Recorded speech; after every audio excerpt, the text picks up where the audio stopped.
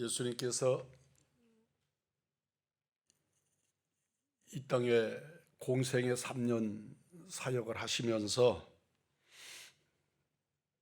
참 많은 이적과 기사를 행하시고 그 결과로 은혜를 받은 사람들이 많고 치유받은 사람들이 많고, 그럼에도 불구하고 그들이 그 이후에, 그런 은혜를 받은 그 이후에 어떻게 살았다고 하는 말씀이 성경에 없습니다. 많은 중풍병자, 문둥병자들을 고치시고, 심지어 죽은 사람을 살리시고, 또 어떤 이는 죽어서 장례를 치르는 과정에서 살아남을 받은 사람도 있고, 또 그 중에는 소년도 청년도 있습니다. 은혜 받은 많은 사람들, 성경에는 그들이 그 다음에 어떻게 살았다, 그들은 우리들의 동화처럼 그렇게 이러한 일들이 있었는데 그 다음에는 이렇게 살았다, 그런 기록들이 성경에 나타나지를 않습니다. 은혜 베풀고 그 은혜를 받고 그 다음에 어떻게 되었다, 그들의 종말이 어떻게 되었다 하는 말씀이 없다는 말씀입니다. 예수님께로부터 은혜를 받았다, 예수님을 통해 구원받았다, 그 다음에 그들은 어떻게 살았을까? 은혜를 지켜가며 은혜 안에 살았는가, 그리고 그 결론까지가 아름다운가가 대단히 궁금합니다. 철학자 파스칼은 이런 말을 남깁니다. 이 세상에는 많은 사람들이 살지만 알고 보면 두 종류의 사람뿐이다. 이 세상의 사람들은 다 죄인인데 죄인인 줄을 아는 죄인이 있고 죄인인 줄을 모르고 사는 죄인이 있다. 하나는 나는 죄인이라고 죄인됨을 알고 사는 죄인과, 죄인이면서도 나는 죄인이 아니라고, 혹은 내 잘못까지도 남의 탓으로 남에게 떠넘기고 왜 내가 죄인이냐고 고집부리면서 사는 교만한 죄인, 그렇게 두 종류의 사람이 있을 뿐이라고 설명했습니다. 이 세상에는 두 종류의 사람밖에 없습니다. 하나님의 은혜를 입지 않은 사람은 없으나 은혜 속에서 태어나서 은혜 속에서 삽니다. 모두가 은혜 속에서 사나 은혜를 아는 사람이 있고, 은혜를 누리며 살지만 은혜를 알지 못하는 사람이 있습니다. 은혜에 감사하며 사는 사람이 있고 은혜를 배반하며 사는 사람이 있습니다. 세상에는 두 종류의 사람밖에는 없습니다. 여러분, 은혜로 은혜되게 하려면 깨달음이 있어야 합니다. 이 깨달음이 참으로 중요합니다. 불교에서는 이 깨달음이라고 하는 것이 그들의 사상의 중심에 있는 것을 보게 됩니다. 내가 뱀을 만져도 그것이 뱀인 줄 모르면 무섭지 않습니다. 사자를 만나도 사자가 그렇게 무서운 존재인지 모르면 사자가 두려워 필요가 없지요. 은혜를 은혜로 아는 지식이 있어야 비로소 우리 안에 감격이 따라옵니다. 이것을 모르기 때문에 은혜 가운데 살면서도 은혜에 대한 감격, 은혜에 대한 은혜를 깨닫지 못하는 것입니다. 이상한 것은 은혜에 대한 감각 기능이 풍족한 가운데 있지 않고 우리들은 늘 역경 속에 은혜의 인지 능력이 생겨난다는 것입니다. 그래서 유명한 말이 있습니다. 배고픈 사람은 코가 예민하다. 그렇게 말합니다. 배부른 사람, 그에게는 음식이 동일한 음식이지만 배부른 사람에게는 그 음식의 값어치가 그렇게 대단하지 않습니다. 그러나 여러 날 굶은 사람들에게는 그 음식의 냄새가 정말 대단하게 적용되는 거지요. 배부른 사람의 코는 둔합니다. 정말로 배고파 보면 몇백 미터 앞에서 나는 불고기 냄새가 아주 사람을 괴롭힙니다.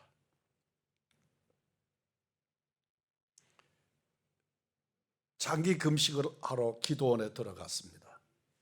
그런데 친구 몇 분 목사님들이 찾아왔습니다.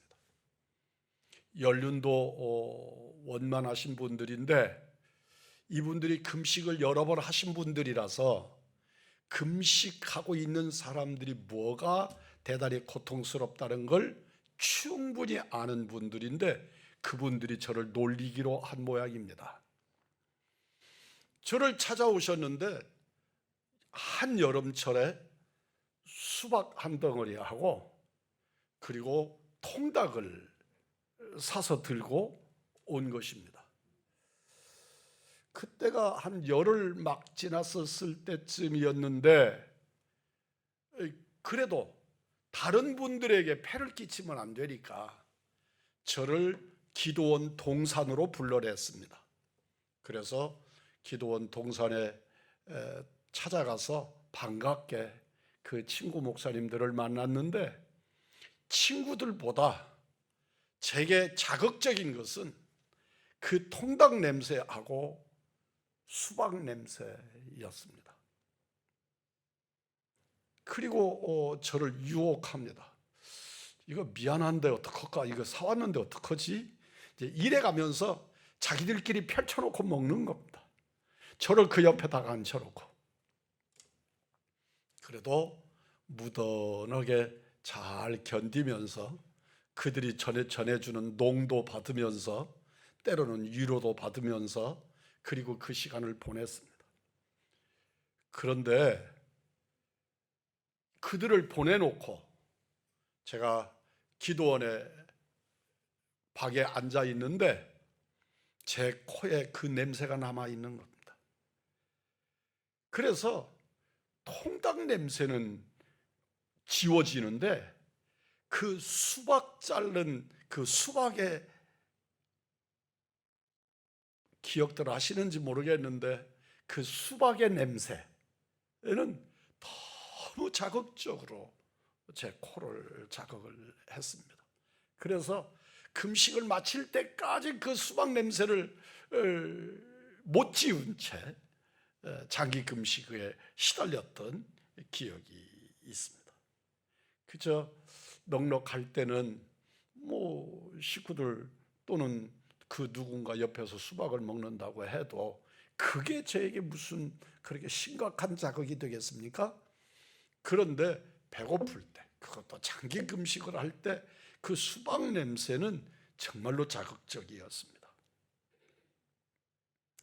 유족한 사람들에게는 은혜도 이 고마운 마음도 감각이 둔해집니다. 감각 지수가 낮아집니다. 그까짓 것 그렇게 생각하게 만듭니다. 별것 없는 것이라고 여겨지는 것이지요.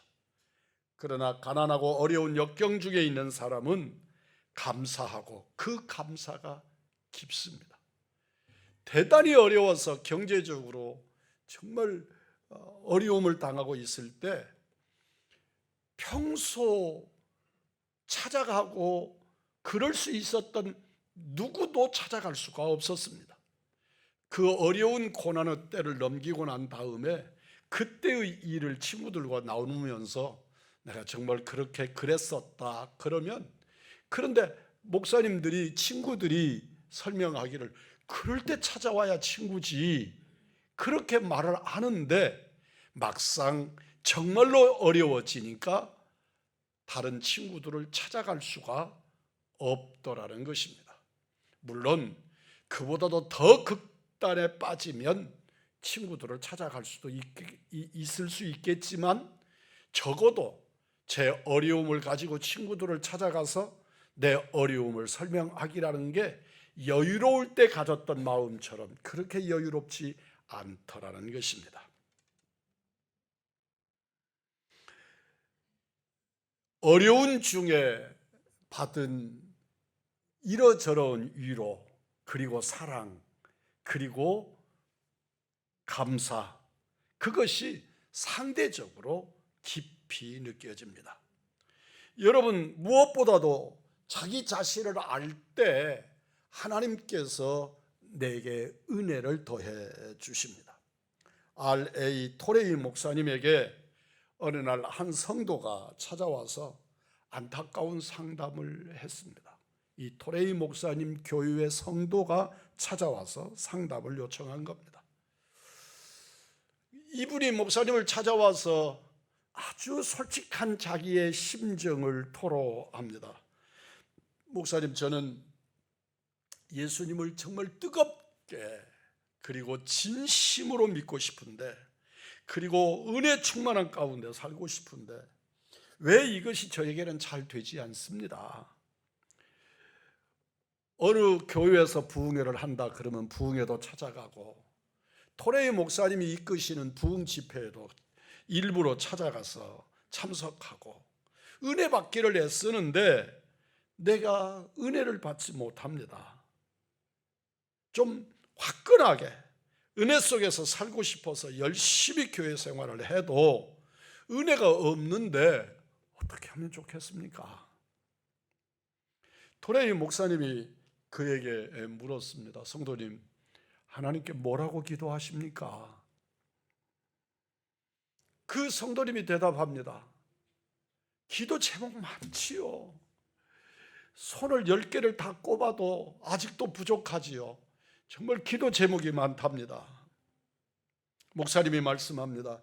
그러지 말고 늘 기도하는 것은 이미 하나님께서 다 들으셨을 테니까 뒤로 밀어놓고 딱 한 가지 기도 제목만으로 기도하십시다. 이제부터는 한 가지를 놓고 기도하는 겁니다. 성도가 묻습니다. 그 기도 제목이 무엇입니까? 하나님 아버지, 나 자신을 알게 해주세요. 내가 누구인지 나를 알게 해주십시오. 하나님 아버지, 나 자신을 알게 해주세요. 자신을 똑바로 보게 해주세요. 정직하게 알게 해주세요. 성도님은 목사님의 말씀대로 순종했습니다. 기도 시간을 늘리고 기도할 때마다 하나님, 나를 알게 해주세요. 나 자신을 알고 싶습니다. 내가 누구입니까?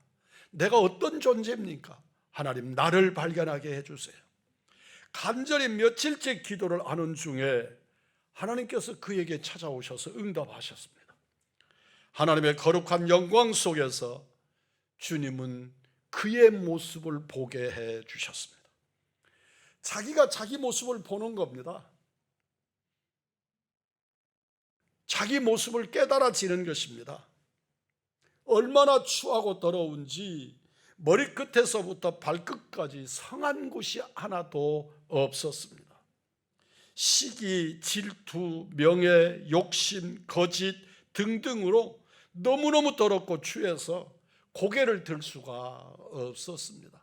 기도를 마치고 나와서부터는 자기 추한 모습을 보고 난 뒤에 남편도 바로 볼 수가 없었습니다. 자녀들도 바로 볼 수가 없었습니다. 목사님을 찾아올 수도 없었습니다. 부끄러워서 자기 스스로 자기의 발가벗은 모습을 들킨 것처럼 부끄러워 견딜 길이 없었습니다. 시간을 보내면서 하나님 앞에 치유를 받습니다. 그리고 다시 목사님을 찾아와서, 목사님, 이제 너무 창피해서 살 수가 없습니다. 내 모습을 보고 나니까 내가 견딜 길이 없습니다. 내가 어떻게 하면 좋겠습니까? 목사님이 두 번째 기도 제목을 주셨습니다. 두 번째는 십자가를 알게 해달라고 기도하십시오. 십자가의 은혜를 알게 해주세요. 십자가를 발견하기를 원합니다. 십자가의 은혜를 누리기를 원합니다. 십자가와 나와의 관계가 무엇입니까? 하나님 앞에 십자가를 알게 해달라고 기도를 드렸습니다. 하나님께서 십자가를 보여주셨습니다. 십자가를 통해 나를 보게 해주셨습니다. 그를 위해 그 대신 피를 흘리신 예수님을 보게 해주셨습니다. 그리고 피 흘리시는 그 주님이 그 성도에게 말합니다.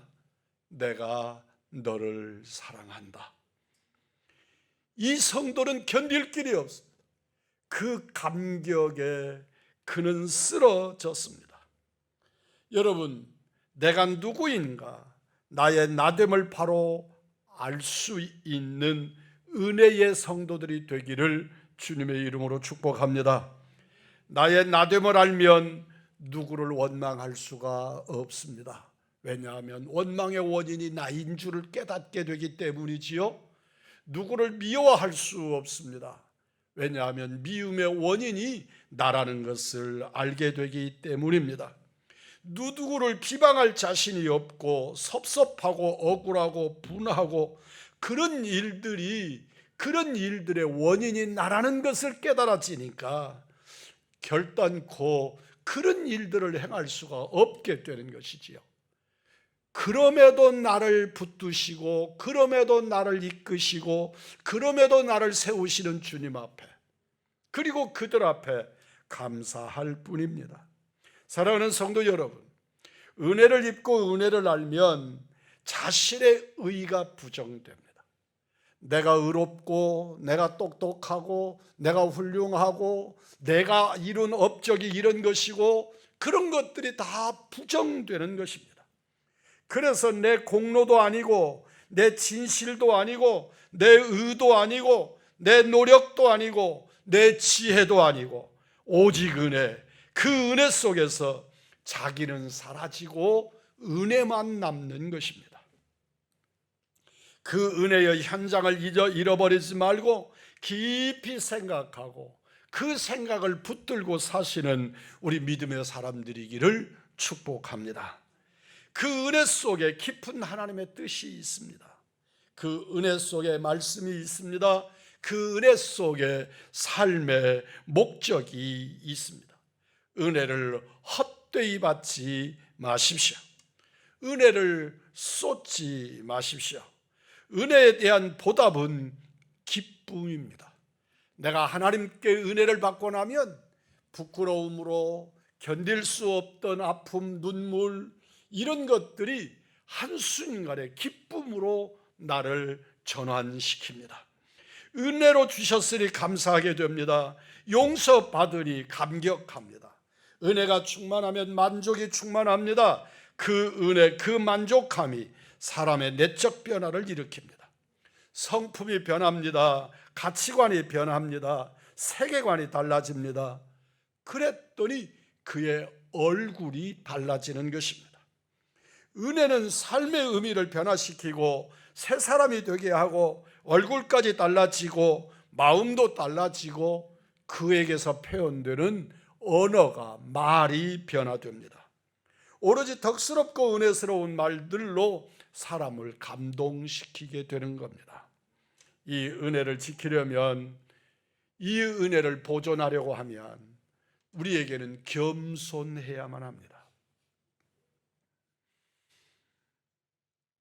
은혜의 극치는 겸손으로 드러납니다. 겸손한 만큼 은혜로 살 것입니다. 교만한 사람은 은혜를 모르고 은혜를 받았을지라도 쏟아버립니다. 여러분은 겸손하십니까? 겸손은 은혜의 극치입니다. 내가 겸손해지겠다고 노력하는 것이 아닙니다. 주님의 은혜로 내가 겸손해져 있습니다. 점점 더 자신은 낮아집니다. 모든 사람이 훌륭해 보입니다. 모든 사람이 나보다 의로운 사람으로 보입니다. 겸손해지면 아무에게도 원망이 없고 있는 현실 그대로가 감사가 됩니다. 사도 바울은 말씀합니다. 겸손해지는 은혜, 하나님께서 나에게 겸손하게 하는 은혜를 주셔서 나로 하여금 은혜를 지속하도록, 은혜를 보존하도록 하셨다고 고린도후서 12장에서 증거합니다. 모처럼 받았던 은혜라도 교만하면 한순간에 쏟아버리고 맙니다. 더구나 영적으로, 신앙적으로 교만한 것처럼 구제불능한 일은 없습니다. 신앙적으로, 영적으로 교만해지면 그는 치료받을 길이 없습니다. 신앙적으로 교만해지는 순간 벌써 마귀의 종이 된다는 것을 잊지 마십시오. 겸손의 은혜의 극치라는 것을 기억하시고 조금 더 낮아지시고 조금 더 겸손하셔서 어느 곳에서든지 그리스도인의 향기가 되시기를 주님의 이름으로 축복합니다. 육체의 가시, 사탄의 사자를 사도 바울의 육체에 심어서 사도를 지키려 내신 주님을 기억하시기를 바랍니다. 사도 바울이 자기 안에 있는 가시, 육체의 가시를 제거해 달라고 하나님께 기도합니다. 그가 하나님 앞에 기도를 드리지만 주님이 응답하시지 않습니다. 그리고 말씀합니다. 내 은혜가 내게 족하다. 사도 바울의 손수건을 사람들의 얼굴에 그러면 병든 자가 치유되고 그런 능력의 사도 바울인데 막상 자기 몸에 있는 가시는 치유되지 못하는 겁니다. 그리고 주께서 주시는 은혜의 메시지는, 응답의 메시지는 너에게 받은 은혜가 너에게 족하다고 말씀합니다. 그리고 사도 바울은 고백합니다. 나를 자고하지 못하도록, 교만하지 못하도록 주님께서 내게 가시를 주시어 나를 겸손하게 무릎 꿇도록 하셨다고 고백하는 것입니다. 교만하려고 해도 교만할 수가 없게 하신 것입니다. 사도 바울은 겸손했습니다. 은혜에서 은혜로 계속 겸손하게 헌신할 수 있었던 것은 주께서 그를 붙잡고 계셔서 그 안에 겸손을 드러내지 못하게 하셨기 때문입니다. 사도 바울은 고백합니다. 나의 나 된 것은 하나님의 은혜로 된 것이니 내게 주신 그의 은혜가 헛되지 아니하여 내가 모든 사도보다 더 많이 수고하였으나 내가 한 것이 아니라 오직 나와 함께 하신 하나님의 은혜로라. 내가 한 것이 아니라 하나님이 하신 것이다. 하나님이 역사하신 것이다. 그렇게 고백합니다. 뿐만 아닙니다. 고린도후서 12장 9절입니다. 내 은혜가 내게 족하다. 내게 임한 은혜가 충분하다고 외치고 있는 것입니다. 그런데 지금 사도 바울이 당하고 있는 상황이 어떤 것입니까? 그는 지금 로마 감옥에 있습니다. 그는 곧 단두대에 목을 늘여야 할 때가 됩니다. 그는 배고픔 속에 있습니다. 매를 맞고 있습니다. 돌바닥 위에 그 늙은 육체의 몸을 돌바닥 위에서 잠을 자야 했습니다. 그리고 곧 죽음의 공포가 눈앞에 있습니다. 그런데 그가 고백합니다. 내 은혜가 내게 족하다. 진정으로 내 능력이 약한 데서 온전하여짐이라. 도리어 크게 기뻐함으로 나의 여러 약한 것들을 자랑한다고 고백합니다. 왜 자랑합니까?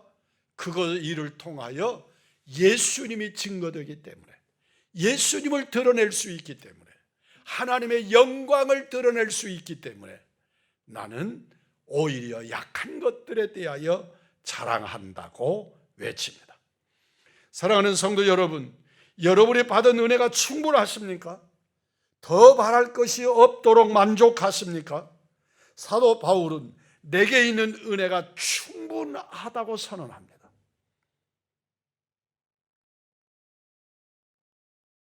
만약에 진짜 사도 바울이 누구인지를 모른다면 지금 사도 바울은 철저하게 위선하고 있는 사람처럼 보입니다.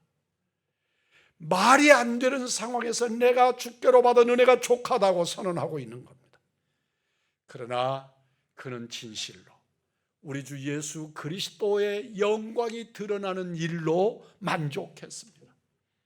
내 은혜가 내게 족하다. 그래서 바울은 자기 자신이 자유를 말씀에 주의 말씀 앞에 반납해 버립니다. 그래서 그는 쇠사슬에 묶인 자가 되었습니다. 또 말씀에 제한받은 사람이 되었습니다. 은혜의 말씀에 자신을 부탁해 버리는 것입니다. 은혜에게 자신의 생명을 위탁해 버리고 그리고 그 말씀에 의지하여 감사하며 삽니다. 살아도 주를 위하여 죽어도 주를 위하여 잘 되어도 못 되어도 범사에 그를 높이고 감사하며 주의 은혜의 종이 되어 살고 있는 겁니다. 우리 의왕중앙에 살아가는 성도 여러분, 우리 의왕중앙의 다음 세대를 살아갈 우리 청년들 그리고 청소년 여러분, 진실로 하나님 안에서 은혜를 헛되이 쏟지 마시고 겸손하고 그 은혜를 누리면서 이 은혜로 내가 족하다 선언하실 수 있는 믿음의 사람들, 은혜의 사람들이 되시기를 주의 이름으로 축복합니다. 은혜를 헛되이 받지 말라. 이 은혜는 일시적인 것이 아닙니다. 말씀을 아멘으로 받으며 은혜를 누렸던 것을 자리에서 일어나면서 잃어버리는 그런 은혜가 아닙니다. 이 은혜는 말만이 아니고 계속 지속될 뿐만 아니라 하나님의 나라에 이를 때까지 영원히 지속되는 생명의 은혜, 구속의 은혜 누리면서 주님의 나라를 예비해 가는 우리들이 되기를 주의 이름으로 축복합니다. 지금은 은혜 받을 만한 때라고 고백합니다. 지금 현실을 은혜로, 은혜의 극치로 수용하는 그것이 진정한 은혜입니다. 오늘 하나님 존전에 나오기 전에 하나님 존전에 나와서 여러분의 마음이 여전히 상해 계시고 또 속상하고 그렇습니까? 그럴지라도 오늘 이 시간 주님으로 은혜 누리시는 시간이 되기를 축복합니다. 하나님의 말씀에 붙들림 되기를 원합니다. 은혜를 감추지 말고 은혜를 나누십시오. 진실하게 함께 나누십시오. 내가 받은 은혜에 대해서 스스로 고백하기에 인색한 것이 우리 한국 그리스도인들입니다. 우리 의왕중앙교회 성도들은 받은 은혜를 다 가슴속에 새길 뿐 입으로 뱉어내지 못합니다. 받은 은혜를 누리시기를 바랍니다. 그리고 옆 사람에게 간증할 수 있기를 원합니다. 특별히 간증의 형식을 빌리지 않는다고 해도 받은 은혜를 나누시는 여러분이기를 원합니다. 은혜를 간증하면 커집니다. 은혜를 기뻐하면 증폭됩니다. 은혜를 함께 나누면 극대화가 됩니다. 사랑하는 성도 여러분, 은혜를 감추지 말고 나누십시오. 진실하게 함께 나누십시오. 가정에서 나누고 구역에서 나누고 남전도회 여전도회에서 나누십시오. 친구 간에 나누십시오. 이웃 간에 나누십시오. 서로 직분을 가진 일꾼들끼리 나누십시오. 은혜를 나누십시오. 나 좋으면 저도 좋아집니다. 그것이 은혜입니다. 여러분, 은혜를 헛되이 받지 마시고 은혜를 헛되이 쏟지 마십시오. 은혜를 저버리는 자가 되지 마십시오. 모처럼 받은 은혜를 쏟아버리는 사람이 되지 말기를 바랍니다. 나의 나됨의 은혜가 점점 더 깊어지고 점점 더 높아지고 더 많은 열매를 맺으며 충만한 은혜 가운데 사는 그런 귀한 인생을 사시는, 그런 인생을 사시는 우리 믿음의 사람들, 은혜에 붙들린 사람들, 은혜에 붙들린 청년들, 청소년들 되시기를 주님의 이름으로 축복합니다.